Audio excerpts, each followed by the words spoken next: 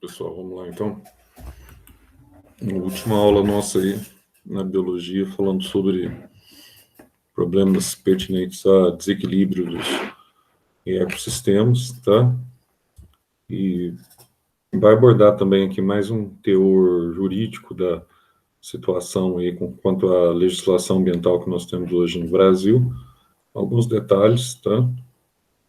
Aqui um dos primeiros detalhes que nós vemos aí logo na apostila de vocês é uma foto retratando aí, né, um casal não, retratando aí filhotes de papagaio dentro de uma caixa, né? Isso aqui nós sabemos que é um dos grandes problemas que nós temos no Brasil recentemente, que é o problema de tráfico de animais silvestres. Inclusive, nós tivemos um caso recente lá da Naja, né? Na região de Brasília, onde um aluno de veterinária, ele criava duas cobras, uma Naja em casa, animal traficado, né, que ele havia comprado no valor de R$20 mil, e essa cobra estava sofrendo, inclusive, maus tratos, estava desnutrida, etc. Tal. Ele foi manipular a cobra, foi pegar a cobra, acabou sendo picado pela cobra, né? E, enfim, foi parar no hospital. Tiveram que importar o soro, porque Naja não é uma cobra aqui do Brasil, e soro polivalente, muitas vezes ele não resolve, né, para a Naja especificamente. O polivalente ele já tem amplo espectro, mas ele não é específico para aquele veneno, então importaram dos Estados Unidos o antiveneno, a família, etc. E o menino, o rapaz, né, de 20 e tantos anos, ficou mais de 7 dias na UTI e depois teve que responder pelo crime ambiental, né, que é um dos destaques da nossa aula de hoje. Então, crime ambiental, primeiro, é um problema sério no Brasil, porque dependendo do tipo de crime, ele é inafiançável, né? Por exemplo, se você cortar tecnicamente é inafiançável, mas na prática isso não acontece. Se você cortar uma árvore, né? É considerado madeira de lei nativa do Brasil, etc. Tal.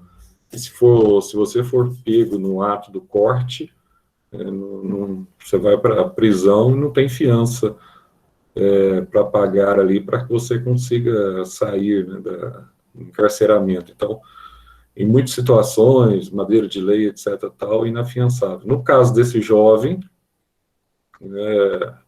ele teve que pagar uma multa essa de, se não me engano, acho que no R$80 mil.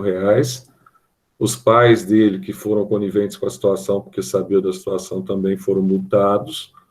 Na época já tem o quê? 3 meses atrás, isso que eu estou falando para vocês. Então, os pais deles, uma multa no valor de em torno de 16 mil reais. E o rapaz também, que era o colega dele, que tinha conhecimento e que manipulava a cobra, ou as serpentes, né? Mas no caso o problema foi com uma, teve que pagar também uma outra multa de R$70 mil. Então, não ficou barato a importação do animal, não. Ainda que ele tenha pagado 20 mil pela importação, o gasto não ficou barato, não, né? Então, um detalhe interessante é que esses animais são traficados, né? E muitas vezes as pessoas são coniventes com isso, a pessoa te oferta e você fala, mas está barato, eu gostaria de ter um papagaio. Bom, se você gostaria de ter um papagaio, um animal silvestre, tenha o certificado do IBAMA, que permite que você tenha, então, esse animalzinho, tá?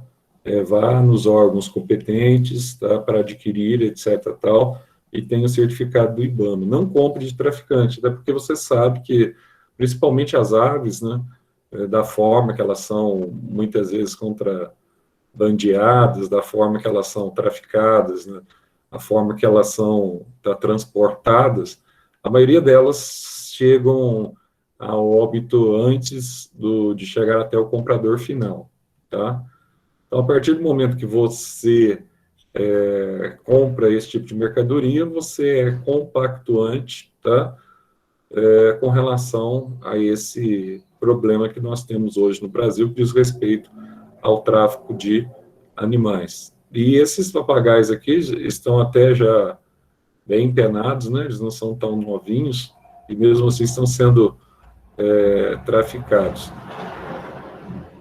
Bom, e nós vamos ver aqui alguns problemas relacionados, então, nessa aula, tá? Como que você pode aí, utilizar um meio ambiente de uma forma mais racional, principalmente no que diz respeito a práticas agrícolas, tá? Como que nós podemos utilizar, tendo em vista que nós temos essa grande dificuldade hoje, né? É muita gente no mundo para alimentar, a China comprando toda a os nossos derivados de agricultura, então nós dependemos da China, e a China também depende de nós, né?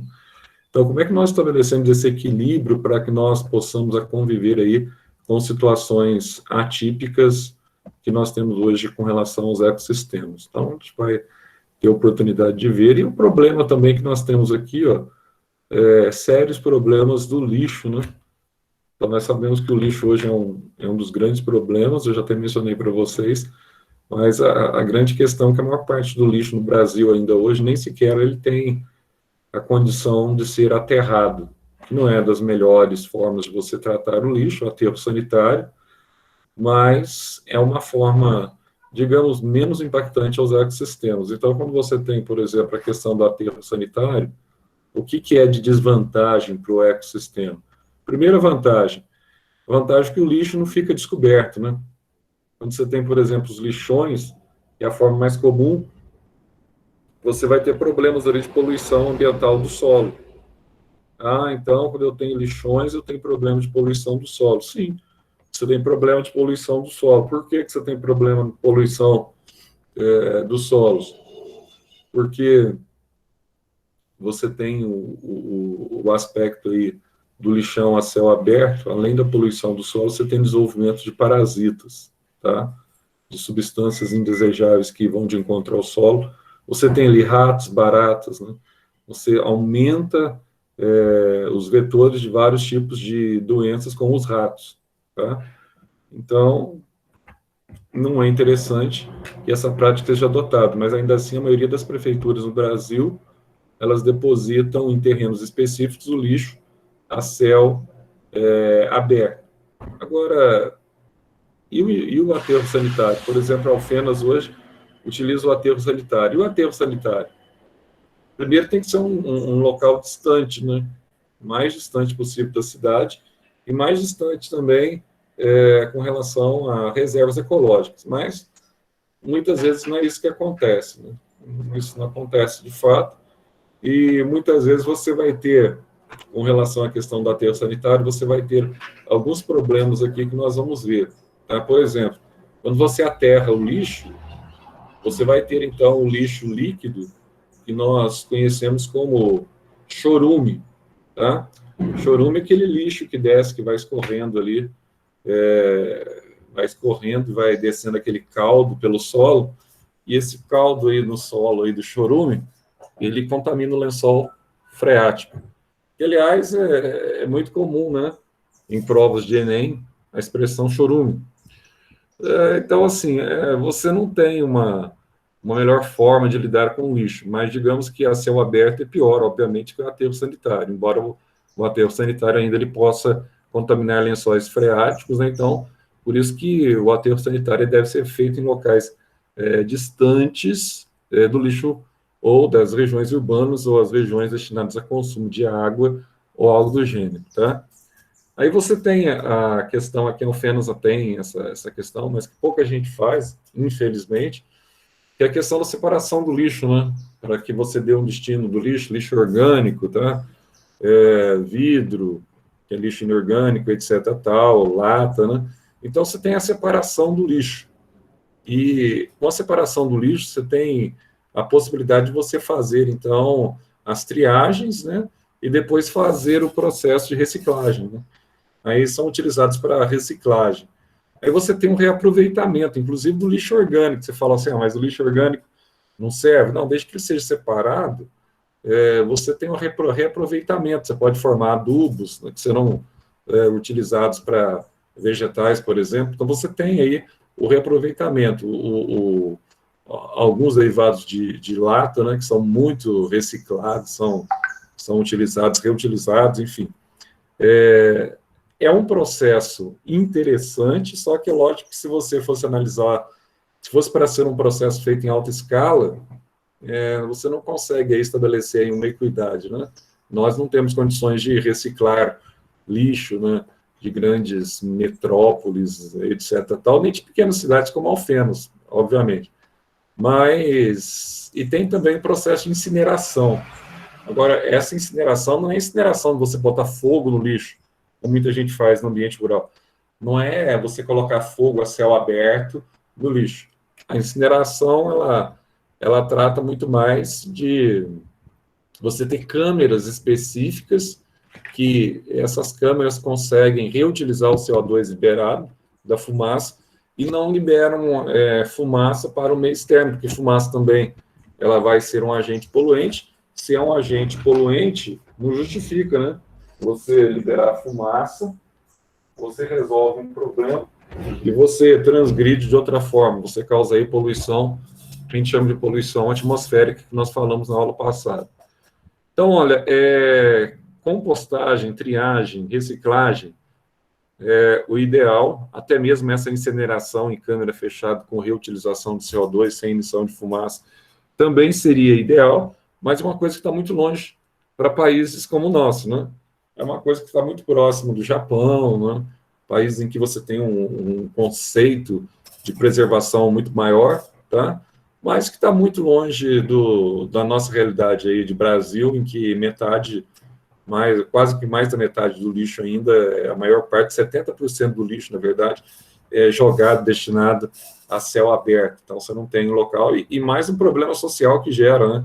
Tem pessoas que vivem desse lixo, comem resto desse lixo, etc. Tal. Vocês provavelmente já viram documentários nesse sentido, né? Tem um documentário antigo, A Ilha das Flores, que professores acho que é de sociologia mesmo. Sociologia sempre passam para vocês verem a realidade do Brasil, daquelas famílias que vivem em lixões, que comem literalmente lixo orgânico que sobra das casas. Eles ficam lá durante o dia captando nesses lixões aí a comida para eles. Então, você tem aí vários problemas, e problemas que a gente vai ver ao longo dessa aula também, que levam ao desequilíbrio dos ecossistemas, tá? Então, a gente vai entrar um pouquinho aqui na área de quem gosta aí, nessa área de legislação ambiental, tá?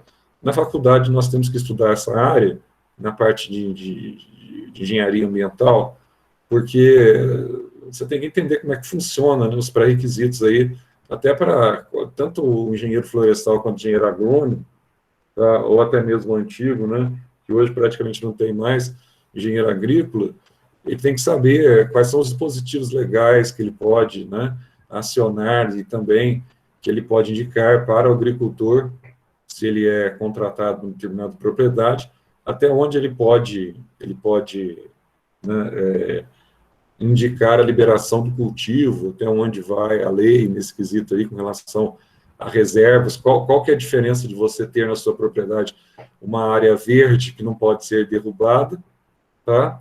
Ou você ter já ali nas imediações, passando próxima à sua propriedade, você ter uma área de total preservação ambiental. Aí já é da Reserva Nacional, já é do governo, e não pode ser depredado, que não acontece no Brasil, tendo em vista, olha só o que acontece na região do Pantanal, que aconteceu na região do Pantanal esse ano, um desastre ecológico em todos os aspectos, né? Aí você pergunta assim, quem vai ser penalizado por isso? E a questão da região amazônica, né? Que tem sofrido muito ao longo dos governos anteriores, e desse governo também, que não foi diferente, mas as queimadas ainda se intensificaram ainda mais. Agora, reserva de preservação permanente. Então, vamos ver essa diferença dentro da Constituição, o que a Constituição ela prevê, tá? Então, aqui você tem alguns detalhes interessantes, mas, infelizmente, a nossa Carta Magna aqui, muitas vezes ela serve como parâmetro, mas como função para legislação, né?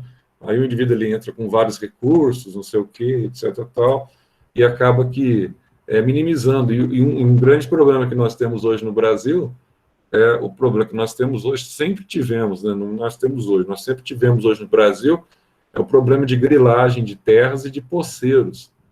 A maior parte que você vai naquela região do centro-oeste, na região da Amazonas, do Amazonas Nacional, vamos colocar aqui, do Amazonas Nacional, tá? E você vai ali na região do Pará, no próprio Nordeste, você pergunta assim, o indivíduo ele comprou aquela terra? Não, ele não comprou aquela terra.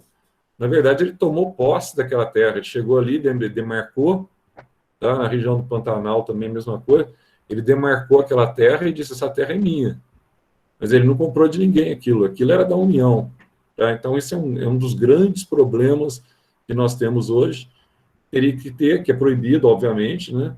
Que teria que ter uma política adequada nesse sentido. Então, alguns detalhes aqui que fala ou que reza a Constituição, né? Todos têm direito ao meio ambiente ecologicamente equilibrado. Sim, claro, até porque nós dependemos desse meio ambiente. Então, essa história hoje de falar que nós defendemos, defende a Amazônia, não precisa defender a Amazonas, vamos acabar com tudo. Então, o mundo inteiro ele está interessado na Amazônia, não é simplesmente por causa de uma questão econômica. Pode estar interessado por uma questão econômica, mas a Amazônia ela faz parte do território nacional, a Amazônia, né? Então, ninguém discute isso. Agora, existe também a preocupação em preservar as Amazonas, a floresta do Congo, etc. Tal. Por quê? Porque é aquilo que eu falei para vocês, embora ecologicamente não seja aquilo que era chamado há muitos anos atrás de pulmão do mundo, mas ela é o ar-condicionado natural que permite aí um equilíbrio dos ecossistemas. Tá? Então, todos têm direito ao meio ambiente ecologicamente equilibrado, só que essa Constituição ela foi escrita em 1988. Se você for analisar a Mata Atlântica, estou citando a Mata Atlântica, estou citando nem a Amazônia, hein? A Mata Atlântica, 88, 32 anos atrás, né? Há 32 anos atrás, quando essa Constituição foi promulgada, e analisar hoje a Mata Atlântica, por exemplo, que pega o litoral brasileiro, você vai ver o que tem restado da Mata Atlântica em 32 anos. Isso eu estou dando exemplo como a Mata Atlântica, porque tecnicamente é um local mais preservado. Tá? E outro detalhe também que rege a Constituição Federal diz que o meio ambiente é bem de uso comum do povo. Então, o povo tem que ter acesso ao meio ambiente e os benefícios desencadeados por esse meio ambiente. Tá? E aqui diz algo bem interessante, que aqui no Brasil está muito longe de acontecer, infelizmente, né? Pelo que a gente tem visto aí nos últimos governos. Né? Cabe ao poder público e à coletividade defendê-lo e preservá-lo para as presentes e futuras gerações. Né? Infelizmente, aqui, alguns governos fazem vista larga, né? E até, de certa forma, endossam práticas criminosas que acontecem em reservas florestais, ou muitas vezes sob o pretexto de que não tem condições, tá? Não tem condições de fiscalizar essas reservas. Ainda que muitas vezes o governo mesmo abre mão de ajuda internacional, por exemplo, do Fundo da Amazônia, que tinha como diretriz também utilizar esse dinheiro que vinha de fora, da Noruega, por exemplo, da Finlândia, da Alemanha, tá?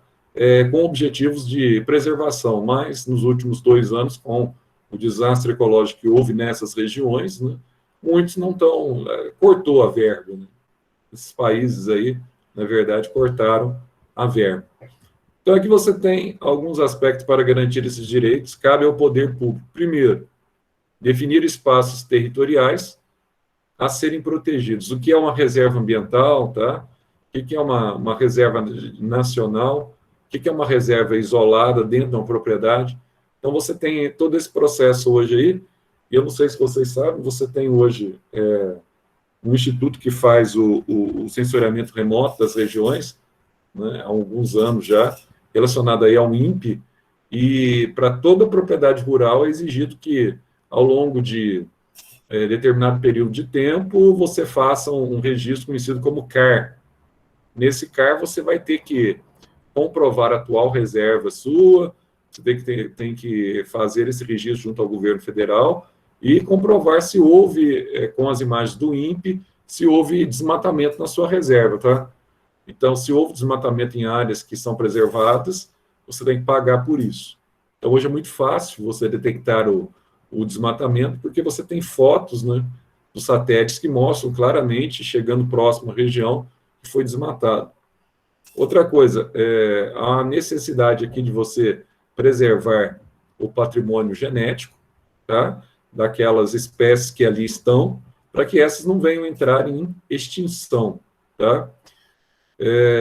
Exigir aqui o estudo prévio do impacto ambiental, isso aqui acontece muitas vezes quando você vai estabelecer aí práticas de agricultura, tá? Ou até mesmo de extração vegetal de árvores, né? Então, você tem que exigir aqui qual é o impacto que vai acontecer para a prática agrícola. Hoje, por exemplo, você não pode plantar nada numa distância que esteja aí a 200 metros, né, da água. Antigamente, o indivíduo ele plantava a 30, 40, 50 metros da água. Então, os adubos químicos, eles eram derramados com profusão na água, e ao serem derramados com profusão na água, você causava uma série de problemas nas bacias, sejam ali açudes que eram utilizados para irrigação de agricultura, ou até mesmo represas, né? Aí você tinha a floração das águas, a eutrofização, ou seja, você tinha a poluição das águas, na parte de cima das águas, tá? E aqui nós vamos ter também um detalhe interessante, que é a questão da educação, conscientização pública para a preservação do meio ambiente. E nessa situação aqui, nós analisamos aqui o mundo hoje diferente, né? Não tão diferente quanto o mundo passado. Muitas vezes você acha que a educação ambiental ela está condicionada simplesmente à questão intelectual de você estudar esse conteúdo nas melhores universidades. Isso não é verdade. Embora as pessoas que tenham uma capacidade intelectual de entender melhor o assunto, a tendência é que ela tenha uma condição de estabelecer uma educação ambiental, daí uma conscientização maior. Mas se você compara, por exemplo, pessoas iletradas, analfabetas, vou citar um exemplo, muitas vezes aí que acontece na nossa população mesmo, pessoas que não têm um conhecimento intelectual acadêmico, mas que têm uma consciência ambiental muito maior do que aqueles que têm esse conhecimento intelectual. Pegar os índios. Veja a questão dos índios, dos indígenas. Ele tende a ter, ainda que não tenha estudado, pelo menos na quase maioria das vezes, não tenha estudado nas melhores escolas, não tenha frequentado aí os melhores cursos aí, nessa área, mas ele tem uma noção da importância da preservação dos ecossistemas, porque a vida dele depende disso, tá? Pelo menos aqueles índios que realmente estão lá no meio da floresta mesmo, e muitos deles vivem ali numa situação nômade, né? Muitos até nem tiveram contato com o homem branco, os demais indígenas também, só que os demais indígenas já estabeleceu aquele contato maior, né? Então hoje ele vive muito em função também daquilo que o homem branco utiliza para sua nutrição. E aqui nós temos também o controle de técnicas, métodos e substâncias que causam risco à vida, à qualidade da vida e ao meio ambiente, principalmente se tratando aqui dos agrotóxicos. É um grande desafio aí que nessa administração no governo atual foram liberados muitos agrotóxicos que não são utilizados em nenhuma parte do mundo.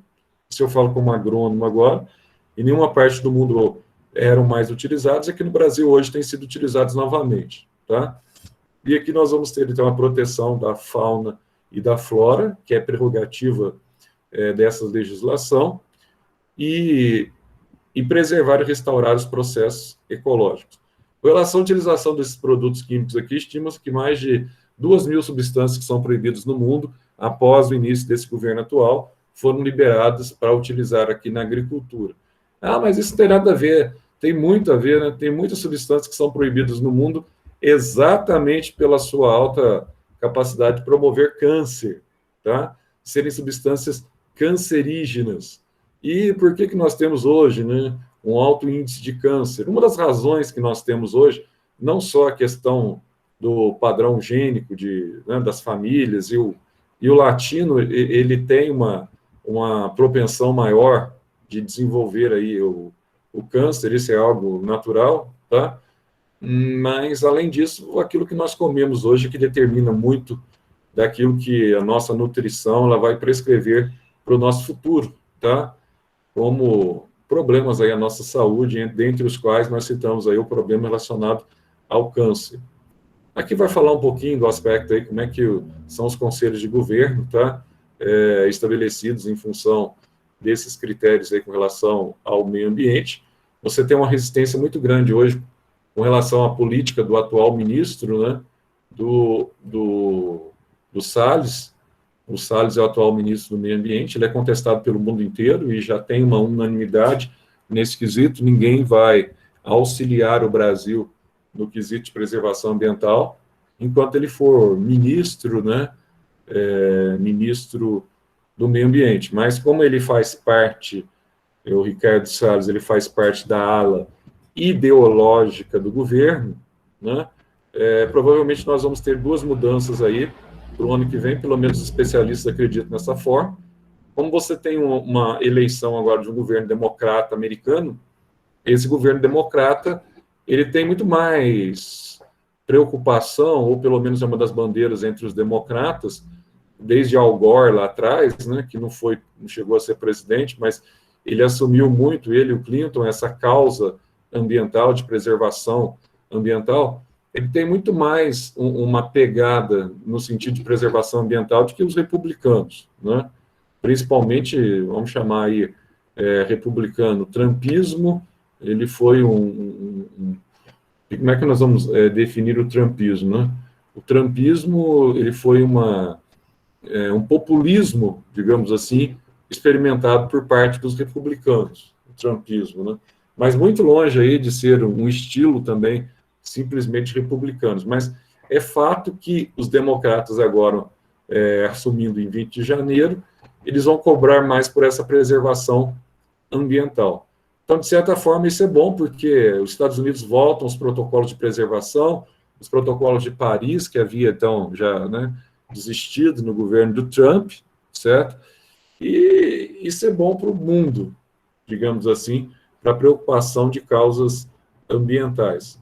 E esse ministro, então, o Ricardo Salles, e o ministro também, outro ministro que deve cair, que é da área ideológica do governo, né, que é aquele Ernesto Araújo, ministro de Relações Internacionais também, provavelmente vai cair porque não tem sentido, ele não tem nenhuma interlocução direta com os Estados Unidos a partir dos democratas. Ele tem interlocução a partir do Trump, mas a partir dos democratas não vai ter.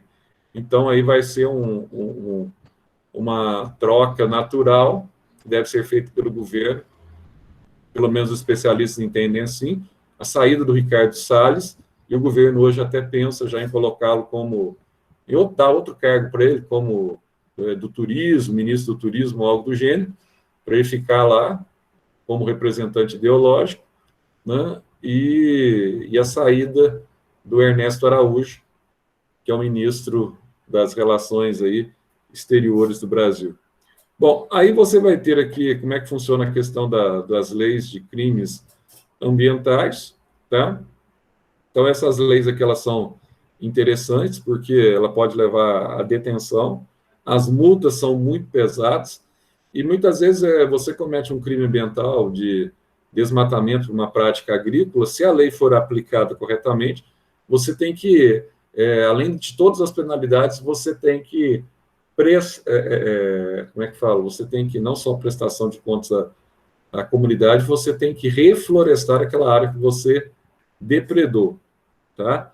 Então, você tem que restabelecer o plantio daquelas espécies nativas que você levou ao fim. Só que hoje no Brasil é muito difícil, e você sabe que no Brasil, né, existe a corrupção também, muita coisa acaba passando, então é muito complicado. E outra coisa, o IBAMA, que é responsável muitas vezes pelo controle, ele tem poucos profissionais. Então, se você for analisar a floresta amazônica mesmo, São pouquíssimos profissionais do IBAMA que fazem ali, tá, que vasculham a floresta, etc., tal, em busca de problemas mais graves. E aqui, além disso tudo também, não é só a questão do desmatamento em si, você tem problema da caça ilegal, tá? O dano aí de ninhos ou abrigo de animais, você tem aqui a venda, né, de animais que faz parte aí da fauna silvestre, impedir a procriação dessa fauna, né, então, que muitas vezes é desencadeado. Então, você tem vários tipos de crime aqui, o corte, destruir e danificar florestas, causar dano direto à unidade de conservação. E dentro dessas unidades de conservação aqui, você tem o mapa e você tem o atual estágio que nós temos hoje, tá? Como que essas regiões, elas são depredadas. Então, você tem aqui as unidades de preservação integral, de proteção integral, e em rosa aqui, ó, você tem as unidades de uso sustentável, que você pode utilizar, mas você tem que respeitar os limites das reservas legais, tá? Então, você tem aqui essa situação no Brasil hoje que é caótica, não só para o Brasil, como para o gênero humano. Aqui você tem a questão da reserva legal e da reserva permanente, tá? Você tem essa diferença aqui, ó. E quando você analisa essa reserva legal e essa reserva permanente, você tem dois aspectos aqui legais interessantes. O que acontece aqui, ó? Reserva legal faz parte do Estado da União. Aliás, reserva permanente, tá? Faz parte da União, do Estado brasileiro. Então, não pode, de jeito nenhum, é mata virgem, não pode, de jeito nenhum, ser, tá, depredada. Agora, já a reserva legal é aquela parte que você compra a propriedade e você tem vegetação nativa dentro daquela propriedade. Aí, você tem, então, fotos por sensoriamento remoto que permitem analisar esses locais, tá? E ao analisar esses locais, você pode tranquilamente ali saber se foi ou não depredado. Se caso tenha sido depredado, você é multado hoje, através dessa condição de assessoramento remoto, tá? Aqui você tem também outra reserva legal, são as matas ciliares, tá vendo aqui a mata ciliar, que é essa vegetação que você conhece bem aqui em torno, tá? Principalmente dos rios, tá? Principalmente de reservatórios de água que abastecem uma propriedade. Essas matas, elas são fundamentais porque elas inviabilizam o processo de erosão e o processo de assoreamento remoto, né? Então, a gente chama de cílios aqui, ó, ciliar, né? Porque elas protegem, né? Ah, está protegendo. Sim, elas estão protegendo. Se você começa a derrubar essa mata ciliar aqui, ó, muitas vezes mananciais de água são totalmente comprometidos, tá? Porque aí começa a ir areia, dejetos corrosivos e até mesmo da própria mata, começa a diminuir o volume de água desses rios e o rio ele vai se esgotando, tá? E você tem a preservação aqui também das áreas fixadoras aqui, que a gente chama de dunas e estabilizadora de mangues, que são estabilizadas por culturas em faixa de retenção. E essas culturas em faixa de retenção inviabilizam muitas vezes a chegada consistente de areia, por exemplo, dentro da água. Então, aqui você tem, dentro de uma propriedade, você tem, então, uma reserva, que nós chamamos de reserva legal, que deve ser preservada. Caso não seja, o indivíduo que é proprietário, obviamente ele vai ser multado, né? Com relação à lei das águas, nós temos um grande desafio hoje diante do nosso Código Florestal. Nós sabemos que apenas 3% da água hoje do mundo é água doce preparada para o consumo.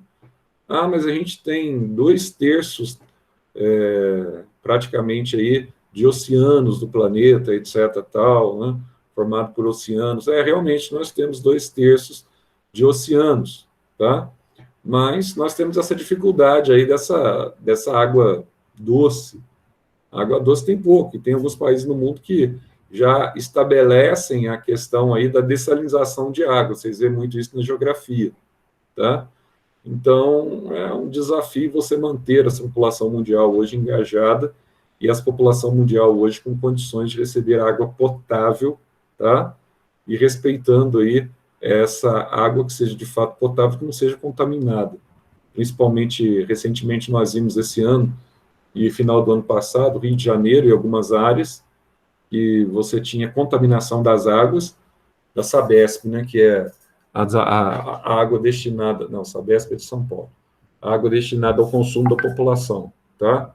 Pela Copasa, lá do Rio, vamos chamar assim, a água estava contaminada e estava indo para vários bairros do Rio, tá? Essa água contaminada. Aí você tem aqui os trâmites judiciais, começaram desde o Rio 92, depois você teve o Rio mais 20, aí você tem os encontros aí, tá, para se tratar do problema de ecossistema no mundo. Esses encontros eles foram muito empobrecidos com a atual legislação, né, americana e chinesa, que juntou aí os americanos se saindo de todos os encontros ecológicos possíveis do mundo, e os chineses, então, nem se falam, nem sequer participam, né, desses encontros, porque, por interesse, né, então, eles têm que manter uma indústria forte, e para manter essa indústria forte, esses chineses aí, eles têm que queimar muito fóssil, né, e algo do gênero. Então, tinha que haver uma pressão da comunidade internacional para que houvesse uma melhor condição aí de você estabelecer alguns limites para esse tipo de legislação. É que eu estava vendo aqui na aula passada, até onde nós fomos, deixa eu ver se não tem, porque às vezes fica algumas outras aulas escondidinhas, né? Uma coisa que nós não vimos foi com relação à poluição diretamente das águas. Eu não sei se está depois dos exercícios aqui. Ah, sim, tem sim, ó. Tá aqui, ó. Isso aqui nós não vimos. Que eu tinha que falar com vocês também. Às vezes tem algumas aulas que ficam meio escondidinhas após os exercícios. Então, nós temos aqui alguns problemas desencadeados aí por impactos ambientais. Já que nós vimos a outra aula, vamos terminar essa questão aqui, ó.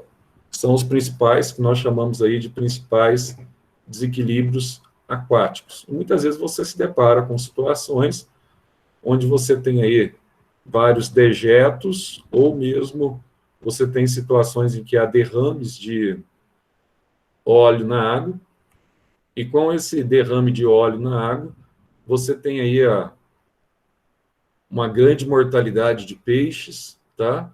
E de animais que estavam aí, que esse óleo, a tendência dele é parar na encosta. Se o derrame dele for a mar aberto, não tem tanto problema, mas quando ele ocorre nas encostas, ele vai provocar aí vários prejuízos ao ecossistema. E prejuízos, muitas vezes, por longa data. E aqui, soma-se a um detalhe aqui com relação a derrames de navios antigos, etc. tal, soma-se um detalhe que o pessoal utilizava antigamente. O que o pessoal fazia? O pessoal, muitas vezes, ele utilizava detergente aqui, ó, para tentar diminuir a quantidade de óleo, que o óleo é menos denso do que a água, então ele fica sob a água, que estava ali presente, tá?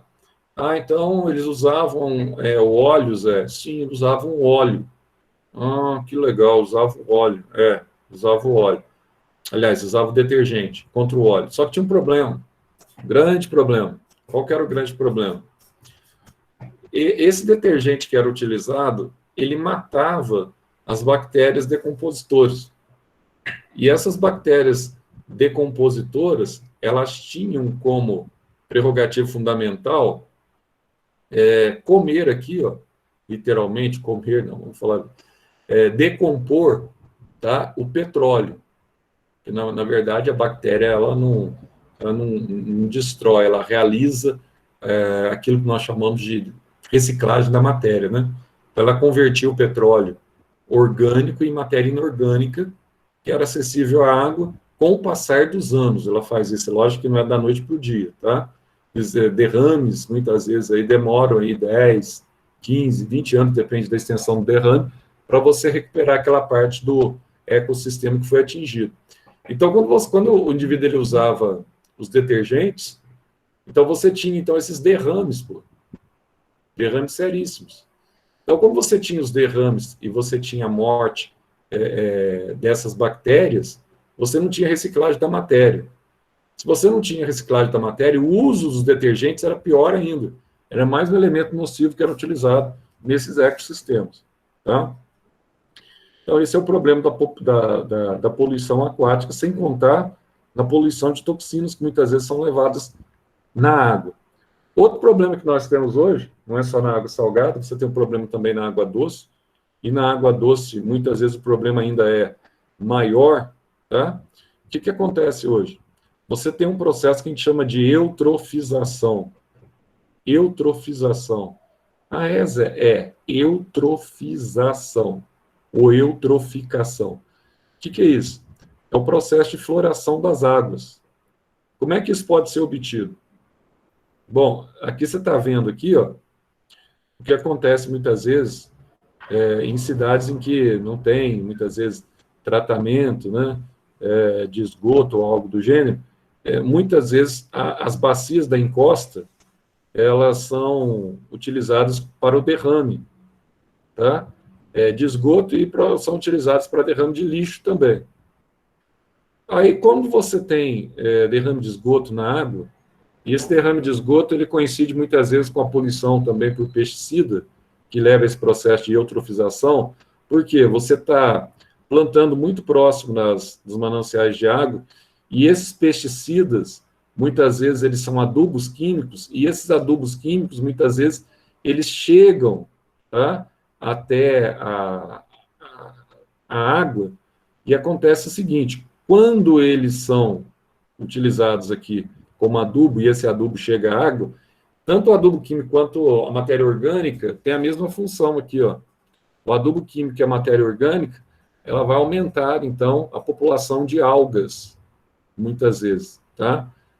Não só de algas, como também a população de alguns vegetais que ocupam aquele local, como, por exemplo, os aguapés. Você já viu, né? Sobre a água. Daqui a pouco eu vou falar para vocês qual que é o problema desses aguapés na água aí, que vai provocar, então, a eutrofização ou a floração da água. Então, aqui ainda ele vai falar sobre esse efeito tóxico aqui de agrotóxicos, né? Como inseticidas, fungicidas, raticidas, produtos para rato, para ácaro, tá? Para nematóides, que acabam, então, contaminando a água, tá? E muitas vezes essa água é utilizada para consumo de animais, boi, etc., tal, pelo gado, tá? E nós sabemos que esses inseticidas à base aqui, os fosforados, tá? Que hoje nós temos o malation, paration etílico, que é muito utilizado, tá? O mevinfos, tá? Que é bastante utilizado. Esses são inseticidas que vão acumulando, quando você não ingere em grande quantidade, vão acumulando e apresentam, então, uma ação neurotóxica no ser humano, porque ele vai degradar o teu neurotransmissor que bloqueia o excesso de adrenalina, tá? Que é a acetilcolina. Então, com o passar do tempo, você começa a desenvolver aí um alto índice desses fosforados no sangue, aí você tem, então, um problema sério com a inibição da enzima colinesterase, tá? Que atua na degradação da acetilcolina. Então, você vai ter um problema sério aqui, ó, que o indivíduo vai perdendo o equilíbrio, que pode levar o indivíduo à morte. Aliás, eu perdi já conhecido, né, pai de um colega, com esse problema, tá? Com relação à utilização desse tipo de defensivo aqui, o pai dele era cafeicultor, só que ele tinha o hábito de misturar os defensivos agrícolas, em vez de ele usar um equipamento de proteção individual, ele misturava dentro do balde com o próprio braço. Aquilo foi absorvendo, etc., tal, vários componentes ali, e levou à morte. Não teve jeito, tá? E você tem intoxicação também com metais pesados no sangue, isso é um processo reversível. Antigamente, hoje, isso aqui é utilizado no Brasil, não é permitido, mas antigamente era muito utilizado benzeno hexacloro, ou hexaclorobenzeno, ou benzeno hexaclorado, que era o BHC, e o dicloro de fenil tricloretano. Isso aqui a gente vê muito na química orgânica, né? O dicloro de fenil tricloretano. Esses dois inseticidas aqui, ó, eles tinham um problema, você jogava no solo, matava tudo, tá? Ah, mas isso é problema? Porque matava a microbiologia do solo, até a parte boa do solo. Só que, para a agricultura, quando você utilizava esse tipo de inseticida, Aí você fala assim, bom, mas eu não vou ter problema, né, Zé? Não, você não tinha quase nada de problema com insetos ou fungos, etc. Tal, mas, com o passar dos anos, foi descobrindo que a utilização massificante na década de 70, na década de 80, desses produtos aqui, tá? Inclusive esse aqui foi muito utilizado para matar barbeiro, o portador do Trypanosoma cruzi, aí, principalmente o Triatoma infestans, né? É um inseto portador de percevejo, e foi muito utilizado, só que provocou muita intoxicação nas pessoas. E, mais uma vez, são produtos fosforados aumentam a propensão de mutações gênicas que levam a situações de neoplasias malignas, ou seja, levam a situações de câncer, tá? E aqui também vai falar que esses inseticidas, né, concentram-se também nas glândulas sexuais das aves, provocando, quando tem, né, pode ser na cloaca também, tá? Alterações no equilíbrio hormonal, levando à esterilidade, o que vai levar à extinção de algumas espécies, tá? E aqui também fala que comprometendo a calcificação da casca dos ovos, tornando muito fina e mais fáceis e mais frágil, aliás, para resistir o processo de chocamento dessas aves. Outro problema que nós temos é a poluição com metais pesados, o mercúrio, muito utilizado no garimpo, né, para você detectar o ouro, tá? Só que essa água, ela está passando aqui, de certa forma, ela está contaminando o lençol freático, tá? Então, o mercúrio é um problema que pode levar a situações de cegueira, tá? Pode levar a problemas de entortamento, né, de membros superiores, na parte esquelética do corpo, pode provocar uma depreciação muito forte no sistema ósseo, tá? O indivíduo ele fica com baixa imunidade, portanto, as gengivas dele ficam sangrando constantemente, a pessoa tem aquele problema da pálpebra, ficar tremendo, tá? Pálpebras, lábios, línguas, mandíbulas, tá? E você pode ter um sangramento que leva até a morte, dependendo do grau de intoxicação, além de ser um pré-requisito também para o câncer, tá? O chumbo também, você encontra aqui um metal pesado que vai ter aí a ação diretamente do sistema neurotransmissor, além de provocar, tá? Anemia e provocar paralisia cerebral, um dos problemas que nós temos hoje muito grande. E outros problemas aí, o problema com relação à manipulação de alimentos também e com relação à salmonela. Salmonela, ela sai, na verdade, da cloaca.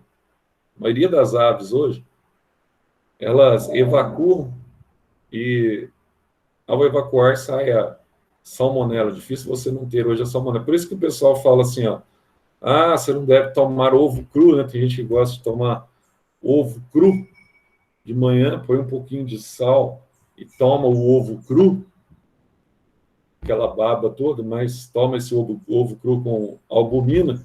Aí você tem aqui a famosa salmonela. Então, hoje, por isso que o pessoal fala, você gosta de ovo, come ovo bem passado. Por que você come ovo bem passado?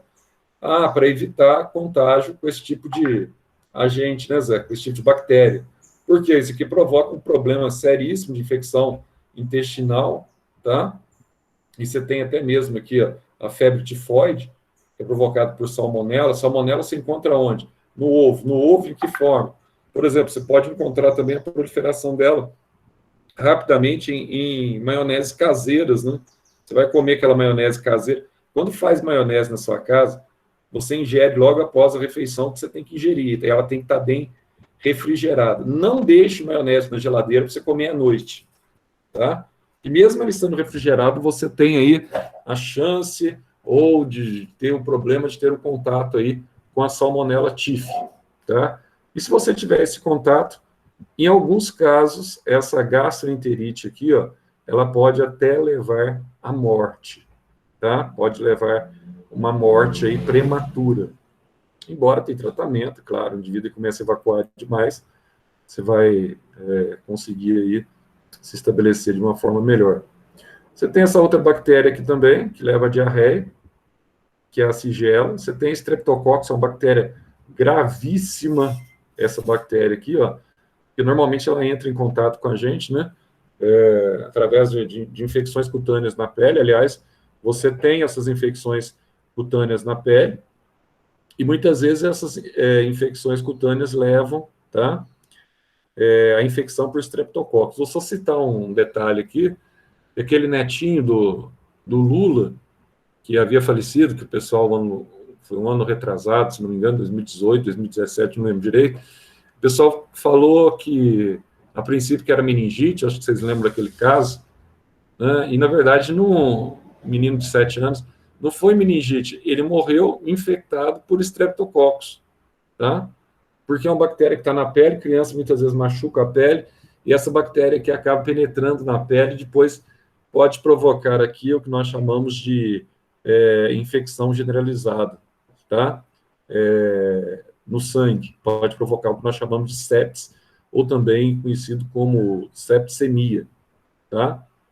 Então, é uma bactéria muito preocupante, que também está relacionada aí à poluição ambiental. Que eu falei para vocês no início lá, mas aqui apresenta a foto, questão do derrame de cargueiros, né? Aí você tem um desafio muito grande, por quê, Zé? Porque as aves, ela tem uma glândula aqui na terminação caudal, e essa glândula da terminação caudal, ela é conhecida como glândula uropigiana. Uropigiana, Zé. Sim, aquele óleozinho. Lembra que eu falei para vocês? Eu acho que não falei para vocês, não. Eu falei no primeiro ano que eu estava dando aula sobre aves. Esse óleozinho que é produzido aqui serve para impermeabilizar as penas. Por quê? Algumas aves ela têm um hábito aquático, né? Por exemplo, o pelicano é uma ave pescadora, então muitas vezes ela mergulha. Antes de mergulhar, ela passa o óleo na pena, e ao passar o óleo na pena, ela torna a pena dela impermeável. Por que isso é importante? Porque a epiderme da ave, a pele dela, e a primeira camada da epiderme, é muito fininha. A pele de ave é fina, tá?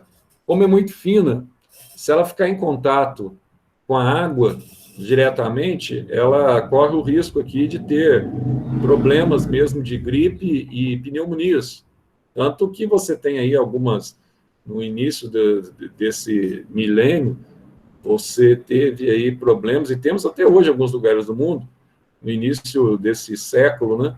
Nós tivemos muitos problemas aí relacionados a um vírus conhecido como H5N1, que era o vírus da pneumonia aviária. E as aves morriam mesmo, e o grande medo é a adaptação desse vírus para o gênero humano. Então, muitas aves foram sacrificadas após a detecção desse vírus, tá? Então, você tem aí esse vírus da ave, que é um problema hoje, e você tem a poluição ambiental. Quando você vê uma galinha, por exemplo, na roça, essa galinha aqui, quando o tempo ele começa a fechar, ela já vai se empoleirar, ela vai para a árvore, vai para o puleiro dela, e você vê ela bicando aqui a base da cauda e passando o bico em torno do corpo. Por quê? Porque ela sabe que ela tem que realizar essa impermeabilização corpórea, porque a água da chuva, na hora que bate na pena dela, vai ter que bater e escorrer, tá? E não ser absorvida, porque se for absorvida, ela corre risco muito grande de sofrer aí com pneumonia. Mas qual a relação disso com os vazamentos de petróleo? O petróleo, ele suja as penas, e suja aqui também essa glândula aqui uropigiana, acaba entupindo essa glândula uropigiana. Aí a ave não tem acesso ao óleozinho natural impermeabilizante. Então, essa ave aqui ela vai morrer como elemento desencadeador aí do dano ambiental provocado naquele ecossistema, tá? E aqui, uma das situações mais comuns de Enem, que é o processo que nós chamamos de eutrofização, tá? E também conhecido como o aumento da DBO, da demanda bioquímica por oxigênio. Deixa eu ver se tem algum desenho aqui, para falar de eutrofização, fica mais fácil para vocês enxergarem. Então, o que é eutrofização? Por que a eutrofização é conhecida como floração das águas? Então, vamos entender aqui, ó, o processo da eutrofização e o processo da DBO. O que é DBO, Zé? Fala para a gente como é que funciona esse processo da DBO. Bom, você quer tranquilo? O processo da DBO é muito simples. DBO, demanda bioquímica por oxigênio. todo mundo já viu um aquário funcionando aí. Se não na sua casa, na casa de um amigo, ou até mesmo na sua própria casa, ou na casa de um agricultor, que vende produtos agrícolas aí, ou que vende produtos veterinários. Geralmente você vê aquários, né? O que acontece com o aquário? Quando o aquário é maior, quando é pequenininho, para 1 ou 2 peixes, o pessoal fala, não precisa de oxigenador, não, né? Aí você coloca o peixinho lá, começa a colocar ração, aí o cara fala para você assim, depois de 1 semana você tem que lavar o aquário, pelo menos, o ideal. Depende do tamanho, claro, né? E do volume da água. Mas se for pequeno, pelo menos 1 vez por semana. Por que 1 vez por semana? Porque você está jogando ração na água para o peixe, e o peixe, ele está comendo essa ração, às vezes ele não come toda a ração às vezes vai para o fundo, mas mesmo assim, ele está comendo, ele está metabolizando, e ele está evacuando, né? E, ao evacuar, ele está liberando fezes ali na água. Então, junta a ração que ele não comeu, que foi para o fundo do aquário, junta as fezes que ele está liberando. O que está acontecendo dentro daquele ambiente do aquário? Então, dentro do ambiente do aquário, está acontecendo um problema, um episódio bastante interessante, ecologicamente falando. Qual seria esse episódio, Zé? Interessante, ecologicamente falando. Está acontecendo ali um problema.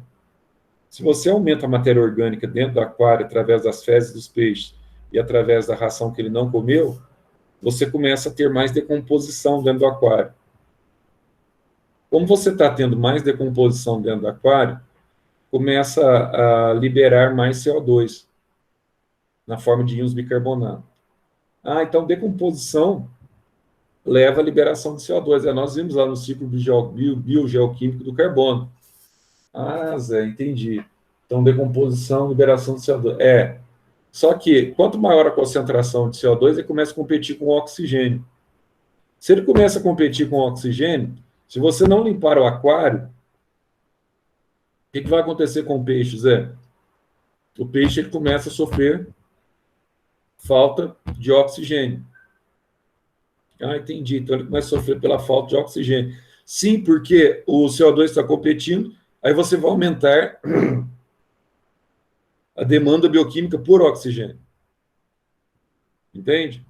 Então, isso acontece também como um dos fenômenos hoje da ecologia extremamente problemático. Aquele fenômeno que eu comecei a falar para vocês agora há pouco, quando você tem plantações nas imediações, tá, de represas, e começa a cair ali adubo químico, principalmente adubos à base de fosfato e nitrato, adubos ricos em nitrogênio e rico em fósforo, ou começa a cair ali resíduos orgânicos, esgoto mesmo, tá?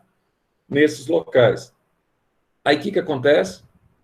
Acontece que com a floração da água, você vai ter, na verdade, a floração de algas na água, ou a floração de aguapés na água.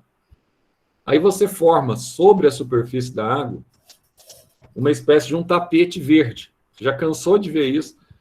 Aliás, quem tem o hábito de ir à Fama ali, a Fama estava bem tomada há um tempo atrás, não sei bem o que está lá agora, mas estava bem tomada, tá?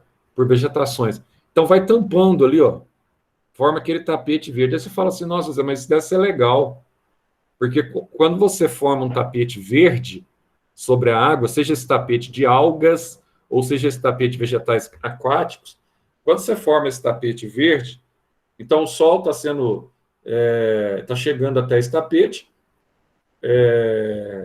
esses vegetais ou essas algas estão realizando processo fotossintético, e ao realizar o processo fotossintético, está liberando oxigênio para a água. É verdade? Não, é mentira, porque essas plantas são clorofiladas, ou essas algas também são clorofiladas, elas estão realizando fotossíntese, sim, só que tem um problema. O oxigênio que elas estão liberando é para o ar, não é para a água. E pior, esse tapete verde que é formado sobre a água, ele bloqueia a passagem da luz. Zé, nós vimos isso lá no 9º ano, né? Isso, nós vimos lá no 9º ano. Como ele bloqueia a passagem da luz, a luz não penetra pelo tapete. E como é que ficam os vegetais que estão lá no fundo da água, hein? Os vegetais que estão no fundo da água precisam receber luz também para realizar a fotossíntese. E precisa sobreviver. A fotossíntese é o processo vital dele. Como ele não recebe luz por causa do tapete na superfície, o que acontece? Os vegetais não recebem luz, não realizam fotossíntese. Como não realizam fotossíntese, esses vegetais começam a morrer. Então eles morrem, Zé, morrem. Morre sim. Como eles começam a morrer, eles entram em decomposição. Como eles entram em decomposição, você diminui o teor de oxigênio porque você aumenta o teor de CO2 na água. Então você aumenta a necessidade, a demanda bioquímica de oxigênio, tá? Pelos seres aeróbicos que ali vivem. E ali você tem peixe, você muitas vezes tem crustáceos de água doce, você tem micro-organismos ali, tá? Sobrevivendo em função desse oxigênio. Como você diminui o teor de oxigênio na água, quem sofre primeiro? Sofre primeiro os animais maiores que têm uma demanda maior por oxigênio. Então, eles começam a morrer por falta de oxigênio, principalmente os peixes, tá? Que é um dos sintomas que acontece com essa floração desencadeada por utilização de adubos químicos, nitratos e fosfatos, e também de derrame de esgoto na água. Tá? Aí você tem, então, os peixes morrendo, tudo aquilo que forneça algum tipo de situação que possa ser absorvida e que permita a proliferação dessas algas e desses vegetais, tá? Da proliferação que forneça como nutrientes, pode levar esse processo. Aí primeiro morrem os animais aeróbios maiores, mas cada vez mais, aí começa a morrer peixe, aumenta a decomposição, aumenta ainda mais o CO2, diminui o oxigênio, e ao diminuir o oxigênio, você vai tendo um outro problema cada vez maior de que os animais menores, até as bactérias, que aí são indivíduos do reino, né, Monera, ou do domínio bactéria, até os seres unicelulares, que são aeróbios, começam a morrer junto com os animais menores.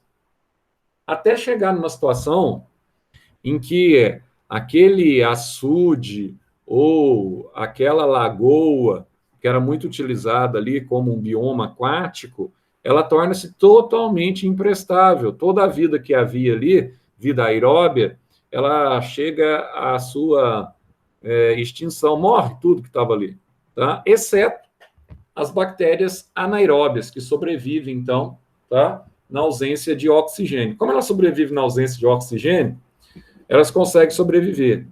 Então, praticamente os únicos seres que restam ali, alguns seres anaeróbios. Só que aí, quando você chega nesses locais, você sente aquele cheiro de ovo podre. Por quê? Porque são as bactérias que estão liberando o enxofre. E o enxofre, principalmente na forma volátil de H2S, sulfeto de hidrogênio, ou ácido sulfídrico, ele tem, então, esse odor característico de ovos podres, tá? Então, onde você tinha um reservatório apto para o consumo humano, você passa a ter agora aqui um reservatório totalmente depredado. Tem como recuperar isso, Zé?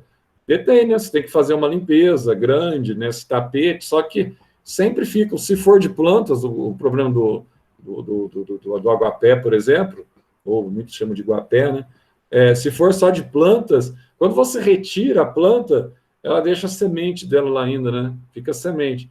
Passa um outro período, ele começa a crescer de novo. Então, você tem que fiscalizar sempre para que não tenha maiores problemas de poluição, tá? Nessas encostas, tá? Aqui também ele vai falar um pouquinho sobre a poluição radioativa, né? Isso aqui é um problema terrível. Aqui eu vou resumir dizendo assim para vocês. Assista uma das séries mais bem cotadas aí da história, que foi Chernobyl, uma série da HBO, com 6 episódios que mostram os impactos ambientais desencadeados pela usina de Chernobyl, tá? O grande problema é que, até hoje, a população daquela região de Hiroshima e Nagasaki, no Japão, ela sofre os efeitos daquela bomba atômica que foi ali, tá? Foi ali explodida, né? Explodiu naquela região. Então, sofre o efeito da radiação. Aquela região de Fukushima, no Japão, também em 2011, tá? Deve sofrer o efeito ali da radiação, da explosão daquela usina, proveniente do maremoto, deve sofrer ali o efeito drástico, até daqui a 100 anos você vai ter efeitos, tá? Quando você tem uma poluição radioativa. A região de Goiânia, até hoje, sofre os efeitos do Césio 137, foi retirado de um lixão, né? Não, do ferro velho, que tinha lá uma cadeira de dentista. Aí o cara achou lá um material radioativo, não era só a cadeira, mas tinha também o raio-x do dentista, achou o material radioativo, e esses materiais radioativos aqui, ele tem um problema. Eles vão promover aqui mutação no DNA ao longo das gerações e vão desencadear processos cancerígenos mesmo, tá? Aí você fala assim, Zé, grande parte da energia hoje produzida no mundo é de usina. Europa, grande parte da energia produzida é usina nuclear, mas você tem que ter uma manutenção muito efetiva, tá? Porque senão o caldo entorna mesmo. Eu ainda tenho muita preocupação com a Angras, né? Lá no Rio, Angra 1, Angra 2, etc. Tal, e ainda produz aí para o Rio de Janeiro, né?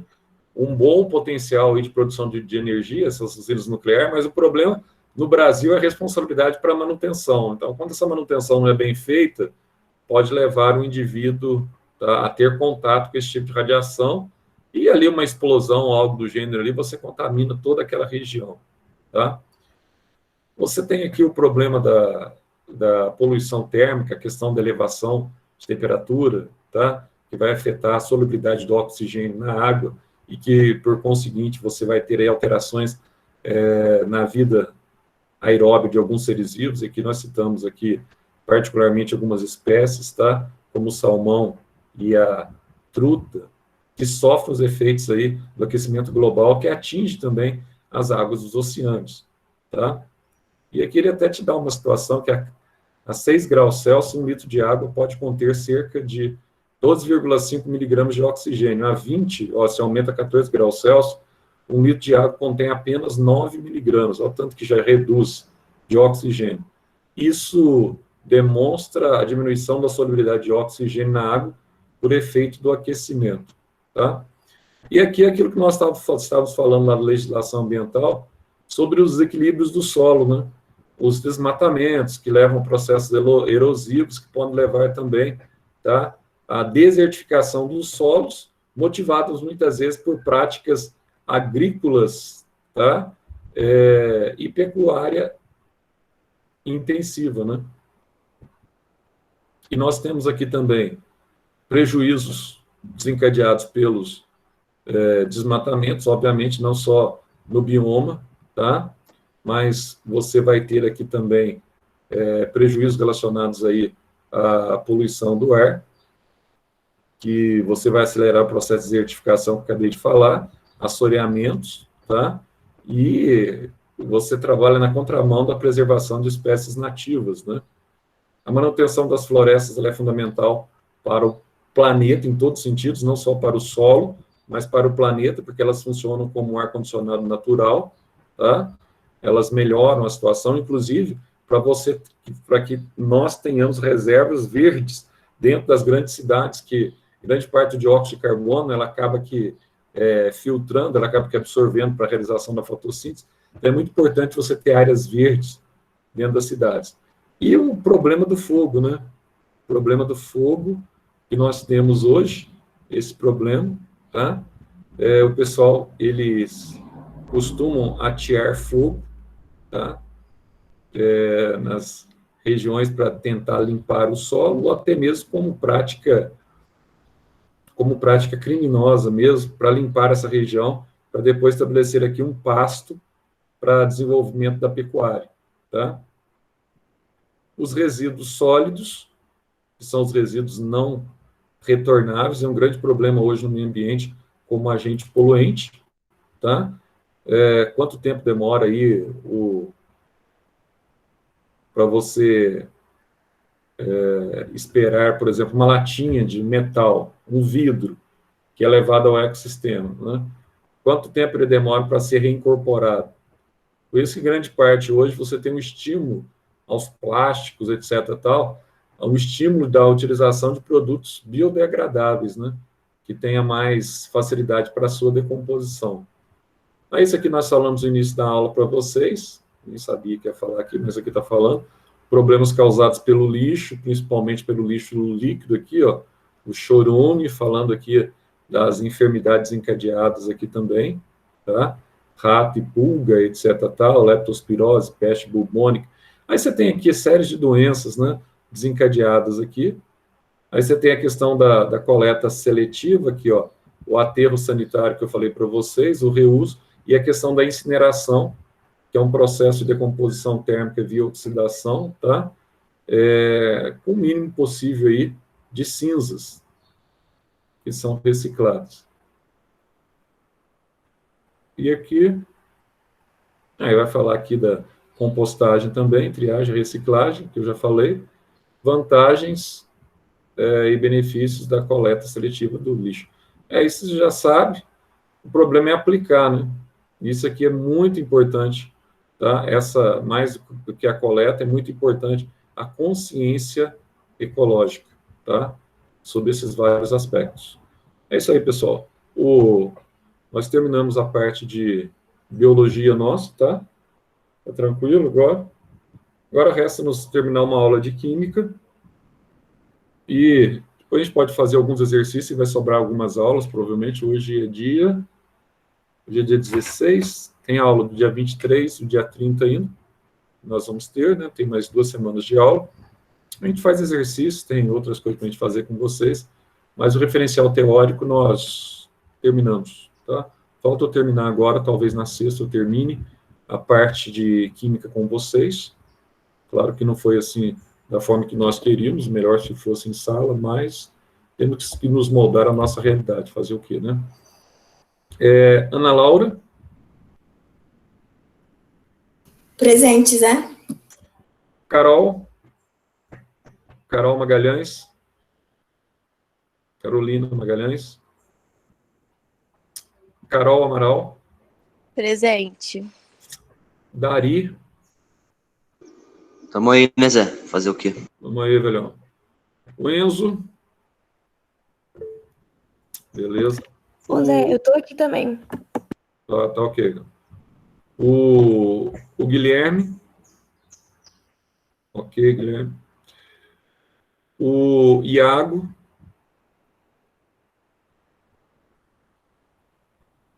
A Isadora? Presente. Ok. O Luca? Ok. Luísa? Luísa Liboni, né? Tá aí. A Luísa Magalhães? Beleza, Luísa. Luísa Magalhães?